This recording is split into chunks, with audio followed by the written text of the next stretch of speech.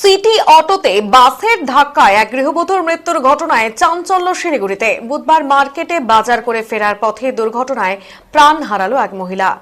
মৃত মহিলার নাম রাখি বিশ্বাস। শিলিগুড়ির মিউনিসিপ্যাল কর্পোরেশনের 21 নম্বর ওয়ার্ডের রবীন্দ্রনগর এলাকার বাসিন্দা। সিটি অটোতে বাসের ধাক্কায় ওই গৃহবধূর মৃত্যুর ঘটনায় চাঞ্চল্য ছড়িয়েছে। জানা যায় 11 তারিখে নতুন বাড়িতে গৃহপ্রবেশ, তাই তার দিদিকে সাথে নিয়ে বিধান মার্কেটে বাজার করে বাড়ি ফিরছিলেন তিনি। ঠিক সেই সময় ভেনাস মোড় থেকে হাসপাতাল মোড় যাওয়ার পথে একটি স্কুল বাস সজোরে ধাক্কা মারে সিটি অটোকে। ফুটপাতের পাশ দিয়ে হেঁটে যাওয়া ওই মহিলার ধাক্কা লাগে সিটি অটোর। এরপর গুরুতর অবস্থায় পড়ে যায় সেই মহিলা।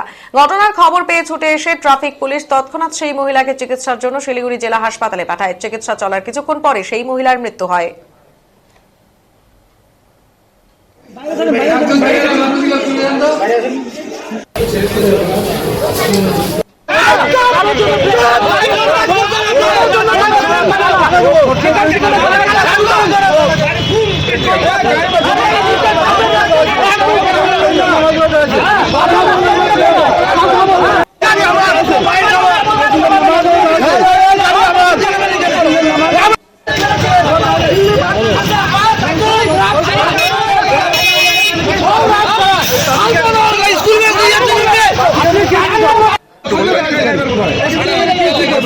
কি হয়েছে দাদা?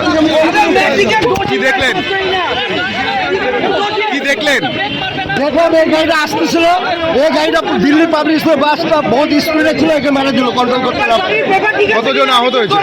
আমি একজনকে ছিল তো মা বেটি কথা, দুজন ছিল, একজন তো নিচে। ট্রাফিকের তো রুল ওইরকমই, তোরা ওইভাবে রুল তৈরি করে দিয়ে গাড়িগুলোকে ছেড়ে দেয়।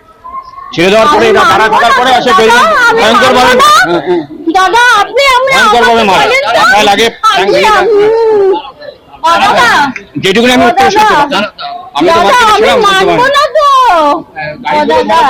হ্যাঁ গাড়ি ধরা পড়েছে নাকি শুনতে পেলাম, পুলিশ এসেছিল।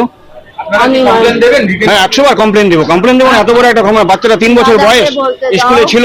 আমি এটা মানবো না, আমার গোপালের কিছু বলে। ভয়ঙ্কর ভয়ঙ্কর ব্যাপার, ওকে ছাড়া নেই তো, কোনো বই ছাড়া নেই, কিন্তু আমার গোপালের কিছু বলে। ঠিক আছে, আমার বোনকে লাগবে, আমার বোনকেই লাগবে, আমি জানি না তো। 11 তারিখে ওর বাড়িতে গৃহপ্রবেশ, মার্কেট করতে এসেছিল। আমার 11 তারিখে আমার বোনকে না, হ্যাঁ ওরা দুজন বেরিয়েছিল, আমার বোনকে না, ওর হাতে ছিল। ওকে বলো দিয়ে যেতে। আপনার নাম?